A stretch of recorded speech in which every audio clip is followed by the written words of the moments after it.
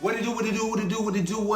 It's your man Malik Sabra coming back to you with another video on the Black Haven Comics channel. Today is the second episode of Marvel Mondays, and today we're going to be discussing the movie versions of The Incredible Hulk. Now, this video has nothing to do, or is going to have nothing to do with the comic versions. This is specifically about the three versions of the three movie versions of the Hulk that we have in the first 23 years of the 21st century. The 2003 film starring Eric Bana, the 2008 film The Incredible Hulk starring Edward Norton, and then the Avengers Hulk starring Mark Ruffalo. I say the Avengers Hulk because Mark Ruffalo does not have his own movie as the Hulk. So, starting with the 2003 version of the Hulk. It's just called Hulk. Not Incredible Hulk, Hulk starring Eric Bana. Now, just starting with actor choice. Eric Bana, in my opinion, is a great actor. I love him in the movie Troy, where he depicted Prince Hector as, if you guys ever read the book, well, it's an epic poem by Homer, or Homers, called the Iliad, basically about the Trojan War, the Trojans versus the Spartans and stuff, Helen of Troy, stuff regarding that lines. I believe Eric Bana is a great actor, and him being, even though I was 3 years old when the movie dropped, just looking back at all the movies Eric Bana performed in before and after, I believe that the Hulk is definitely a top 5 role that he depicted, and honestly, it was so comically accurate to the comic version of the Hulk. I believe even more than Mark Ruffalo's version. But the 2003 movie, The Hulk, and it surprised me because even though technically for a long time it didn't begin until Phase 1, which is Iron Man in 2008, I still believe that this was a great Marvel movie. I believe it's in the cinematic universe now because they own the rights. So I believe it all goes back to the Hulk, Tobey Maguire, the original Daredevil. But yes, I believe that Eric Bana was a great person for the Hulk. He was a great Bruce Banner, great introductory story, and I'm kind of glad that this was his only movie as a Hulk, because we didn't have to see any imperfections of him being in a second movie or a third movie. I know that they were going through some contract changes between 2003 and 2008, because that was the switch between Eric Bana and Edward Norton. However, I believe that the 2003 version of Hulk is still one of the greater Marvel movies, even though it wasn't technically belonging to any of the phases.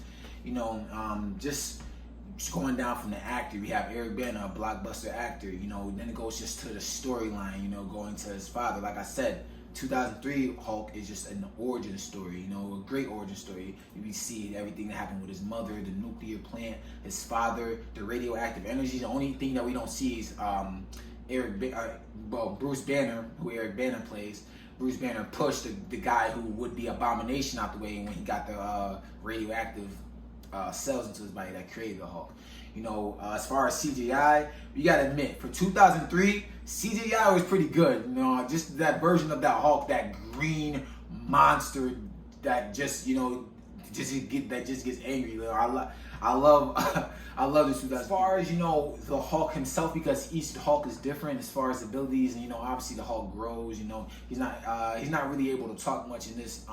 When he's the Hulk, he doesn't really talk much. I believe in the scene where he washes the steam off the window, the Hulk grabs Eric and says "puny human," which is, I think, the only words the Hulk really utters in the whole storyline. But even the legendary desert scene when he's facing the military, jumping on helicopters, turning tanks' noses all the way backwards, him in the trees fighting like mutated dogs that his father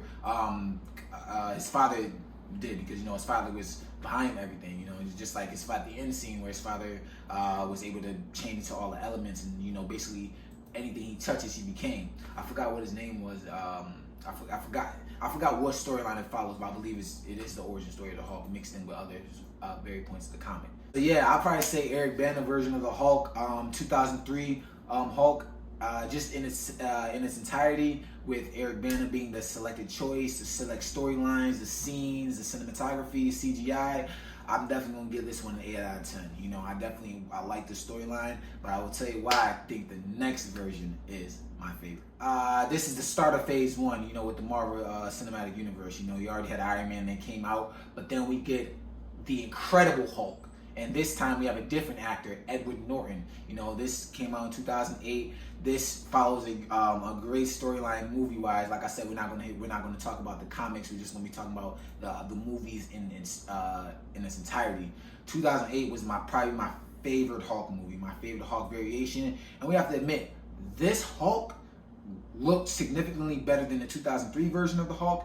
And this Hulk was really, like, this Hulk really was a problem. Like, even in the first scene in Brazil, you can hear him talk to the Brazilians that's trying to beat him up, saying, "Leave me alone," before he just goes ape and just, tears up the whole beer factory. Edward Norton himself, just as an actor, selecting him. I believe he went on a Joe Rogan podcast and spoke briefly about his time as being the Incredible Hulk. But even him as an actor, you had him in my favorite movie of Edward Norton is American History X. Him being like a hardcore skinhead Nazi because of his father's death, going to prison, and just anybody who's seen the movie American History X, I highly recommend you watch it. It is not an easy movie to watch through. There's some scenes in there, especially in the shower scene, the first shower scene. It was brutal. But yeah, Edward Norton, I believe is a phenomenal actor, and him portraying Bruce Banner, and like Bruce Banner hiding, because this is after he had to say goodbye to his love Betty the first time. Now he's in Brazil and South America all the way.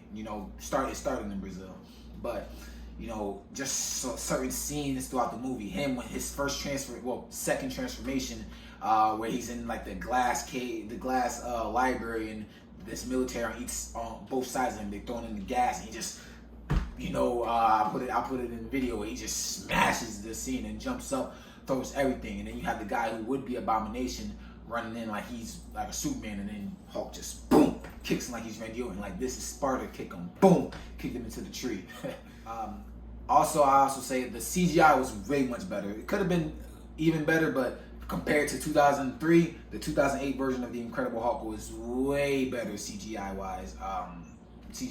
Better looking Hulk, better looking animations as far as him jumping through the sky, him falling to the ground, the classic punching through the concrete with the fist, and then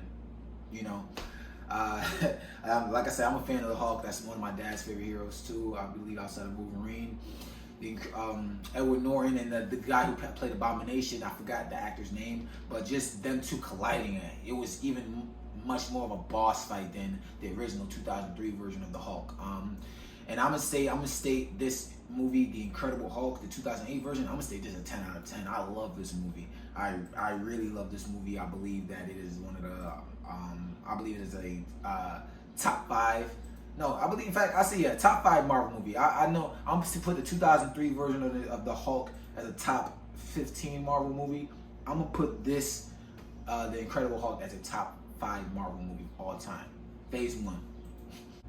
Last but not least, we're gonna talk about Mark Ruffalo's version of the Hulk. I don't know specifically why. I know Edward Norton was when he was in theaters and the premieres.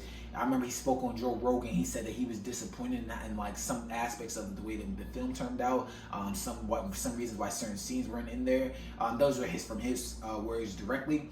So I don't know why specifically the change happened, because technically this was phase 1. Even in the end credits, you see the general talking to Tony Stark, saying he's about to start a team, aka the Avengers.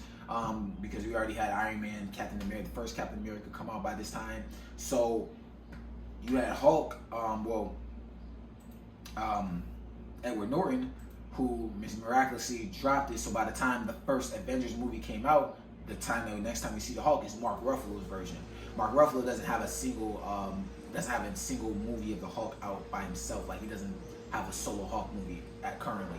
Only time we see him in the Hulk was in the Avengers movies and Endgames, Infinity Wars. But his version of the Hulk was a more mellowed out Hulk. Like, I say he's more of a Hulk that is more in tune with his human attributes, his human brain, kind of like if you guys ever read the X-Men, the Beast, Hank, I forgot the Beast's name. I think his name starts with Hank. Hank McCoy was the Beast's name. Intelligent Beast-like, but he's blue. The Hulk in the Mark Ruffalo's version of the Hulk, he's much more intelligent. I remember that whole scene, I think in the first Avengers, where him and Black Widow comes up with a scene, he looks at her and he smiles, But I say it's definitely a nerfed version of the Hulk, a very nerfed version. I believe Mark Ruffalo is a great actor. I like Mark Ruffalo as an actor. Just as the Hulk, and I don't know, like I said before in the previous video, I never blame anything on the directors or the actors because, like I said, I don't know the script. Him portrayal solely as a Hulk, even though he hasn't had his own solo movie, I'm just gonna rank his portrayals in all the movies, generally speaking, because I believe he was better in some movies than others. I'd still give his portrayal overall 7 out of 10. So that goes, he's the third place of the Hulks in the first 23 years of the 21st century. I believe Edward Norton is number 1, 2008 Incredible Hulk, Eric Bana, 2003 Hulk, and then Mark Ruffalo, Avengers Hulk, is number 3. Well, there it is. Wrapping up the second episode of Marvel Mondays. My name is Malik Saber. Everybody go subscribe, hit the like button. My Twitter and Instagram is Black Haven Comics. Go follow, look for more updates. My name is Malik Saber. Everybody have a blessed day.